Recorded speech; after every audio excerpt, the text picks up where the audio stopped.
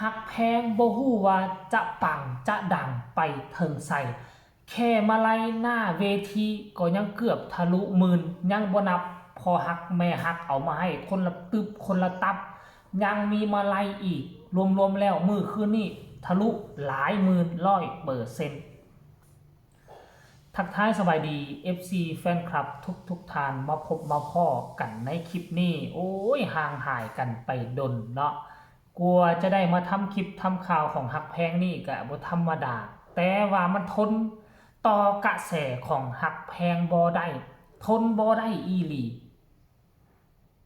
เจบ่เล่าห่างหายไปซัพพอร์ตเฮ็ดคลิปทำข่าวให้กับศิลปินน้องใหม่ที่กำลังเกิดใหม่ในรุ่น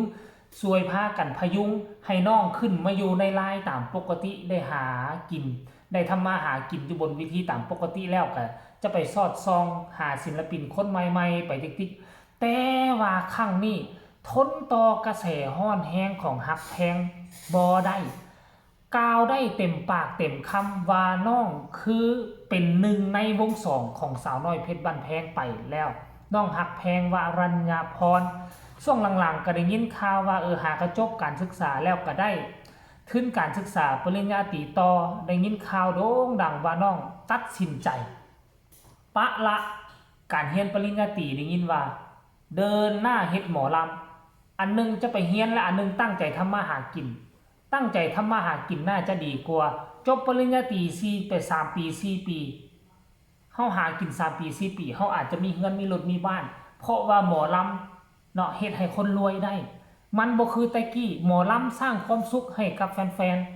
ๆปิดฤดูกาลไปเฮ็ดนาเฮ็ดสวนหาเงินแล้วฮอดฤดูกาลมาก็ใส่น้ำมูกน้ำมันไปจ้างการจ้างงานไปแสดงให้เขาเห็นความสุข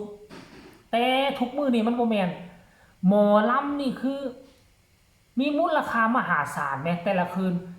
โดยเฉพาะคือน้องฮักแพงมื้อคืนนี่งึดค่อยงึดเฉพาะทริปที่เขาบ่ได้เฮ็ดเป็นมาลัยมาคล้องคอให้น้องแสดงน้องห้องโซลีลาวาดความสามารถออกมาคนเบิ่งแล้วก็เพิ่งพอใจควกผู้ละ100 200ผู้ละ500ผู้ละ1,000ก็มีอยู่ในหันมีใบพันประมาณ 6,000 แม่นพอฮักคนใดแม่น FC คนใดคือใจปั้มแท้ก็ยังว่าและน้องฮักแพงอันที่1หน้าตาดีหน้าตาสดสวยที่สุดทางวง1และวง2ต้องยกให้ฮักแพงอันที่2เต้นฟ้อนเป็นหมดทั้งเต้นเป็นแดนเซอร์ก็ได้ทั้งฟ้อนเป็นนางรำก็ได้ห้องเพลงก็เป็นน้องมี5อันนี่อยู่ในโตจึงเฮ็ดให้คนมาชมอยู่ทางหน้าเวทีอดใจบ่ได้ต้องได้ควกเงินอยู่ในกระเป๋าตนเองให้มื้อวานนี้เฉพาะ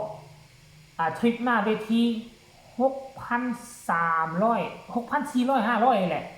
สรุปแล้วเกือบหมื่นแล้วยังมีพอฮักเอามาให้เป็นปึกนึงซ้ำนี่ก็ถ่ายรูปแล้วกันมาแล้วยังมีแม่ฮักคนนึงก็เอามาให้เป็นปึกนึงซ้ำนี่ตื่มป้าอ่อนซ้อนเด้อ่อนซ้อน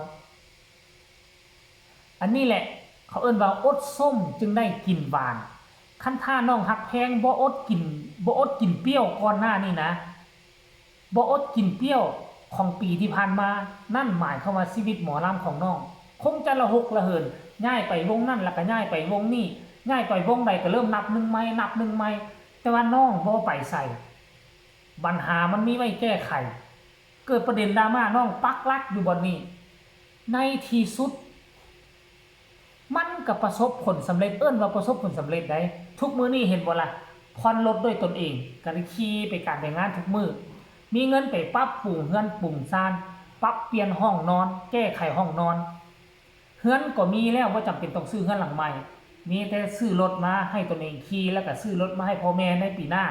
แล้วก็ซื้อที่ซื้อทางเอาไว้หลายๆรถก็จะกลายเป็นหมอลำดาราอีกคนหนึ่งหมอลำดังอีกคนหนึ่งปฏิเสธบ่ได้ว่าน้องดังแล้วเมื่อก่อนนี่นะพอแต่ก้าวขาขึ้นเวทีมีประเด็นดราม่ามาโลดพอแต่อ้าปากสิเว้าอธิบายก็มีประเด็นดราม่ามาโลดมาตกใส่ปีนี้พวกนั่นก็คือว่าแพ้ภัยตนเองไปหมดอยู่นี่แพ้ภัยตนเองไปหมดโอ้ยทุกคน อยากให้น้องธิดาลาวเป็นคือฮักแพงเด้เนาะคือฮักแพงเก่งอีหลีได้ลำเต้นฟ้อนบ่ฮู้ว่าน้องฮักแพงจะฮู้จักธิดาลาวหรือบ่ FC ฮักแพงจะฮู้จักธิดาลาวหรือบ่อันนี้เนาะท่านผู้ชมเพราะว่าฮักแพงก็อยู่คนละระดับแล้วคือฮักแพงไม่กลายเป็นหมอลำเต็มโตแล้วกลายเป็นหมอลำเต็มโตแต่ว่าน้องธิดาลาวถึงว่าจะมีเพลงเป็นของตนเองหลายอยู่แต่ว่ายังบ่ได้เอิ้นว่าเป็นหมอลำเต็มโตอันที่หนึ่งเวทีใหญ่ยังบ่ทันมาจ้างงานแบบอันน่ะเขาเอิ้นว่าแบบหยังแบบเป็นทางการเทื่อเนาะจะได้เป็นทางการก็คือมันเดือนนี้บ่อยู่วงเดียวกับแม่ติ๋มอยู่น่ะวงอีหยังเกาะคันเอ่ยชื่อไปย่านผิดท่านผู้ชมคันบ่แม่นอีสานนครศรีก็น่าซ่านเล่าบันเทิงศิลป์นี่แหละคันบ่แม่นวงใดก็วงนึงแหละที่ว่าเขาเจ้าเชิญไปเป็นทางการแล้วนะท่านผู้ชมเอ้ยอันนี้คือเรื่องเล่าดีๆเอามาฝากเอามาต้อนกันเศร้านี่ห่างหายกันไปดน FC แฟนคลับฮักแพงก็คงจะลืมไล่กันไปแล้วละท่านผู้ชมคันผู้ใดเห็นแววเห็นหน้าปกเป็นฮักแพงก็เข้ามากดไลค์กดแชร์ให้กันแน่เด้อแล้วก็เข้ามาคอมเมนต์แลกเปลี่ยนบทเรียนช่วงเจบอลาวห่างหายไปคือน้องฮักแพงมีความดังความปังแนวใดก็สามารถส่งข่าวมาหาเจบอลาวได้ทั้งใต้คอมเมนต์ก็แล้วกันท่านผู้ชมเนาะอากาศมื้อนี้และให้ทุกคนระมัดระวังไว้ในนี่กลับคืนมาใส่เสื้อนี่อีกแล้วตอนเช้านี่มันหนาว15-16องศาตกมาตอนบ่ายก็ร้อนมี FC แฟนคลับอยู่ทางฝั่งไทยก็ส่งข่าวมาอยู่ตอนเช้ากับตอนเย็นหนาวว่าซั่นตอนกลางเว้นสว่าร้อนว่าซั่นคือเดียวกันคือกันเลยอยู่พี่คือกันเด้อทุกคนเอ้ยตอนเช้านี่หนาวตกตอนแลงมาว่าสิไปหาปูหาปลาว่าสิไปลงดำน้ำหนาวเจี๊ยบเข้า18-19องศาโอ้ยท่านผู้ชม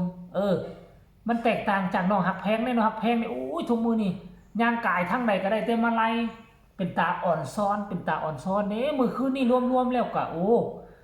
1 2 3เจบ่ลาว่าบ่ต่ำกว่า 30,000บ่ต่ำกว่า 30,000 บาทมาไล่กับทริปหน้าเวทีมื้อวานนี้น่ะสะออนเนาะเอ้าก็ขอให้น้องโด่งๆดังๆเปี้ยงปังกว่านี้อีกตื่มขอให้มันได้มาไล่และทริปมื้อแต่ละคืนทะลุฮอด 50,000 พุ่นแม่จะดีอกดีใจนำเนาะสมกับเพิ่นอดเพิ่นทนเพิ่นตั้งอกตั้งใจฝึกฝนรอล้อมกลัวจะหลุดพ้นประเด็นดราม่าออกมาได้เกือบแทบล่มแทบตุยท่านผู้ชมก็ดีใจน้ำน้องกันแล้วกันฝากกดไลค์กดแชร์กดติดตามคลิปนี้เอาไว้สำหรับ FC ของน้องฮักแพงไผมีคำคิดเห็นหรืออยากแสดงกำลังใจให้ฮักแพงก็สามารถส่งข่าวมาได้ทางใต้คอมเมนต์คลิปนี้เนาะลาท่านผู้ชมไปก่อนสบายดี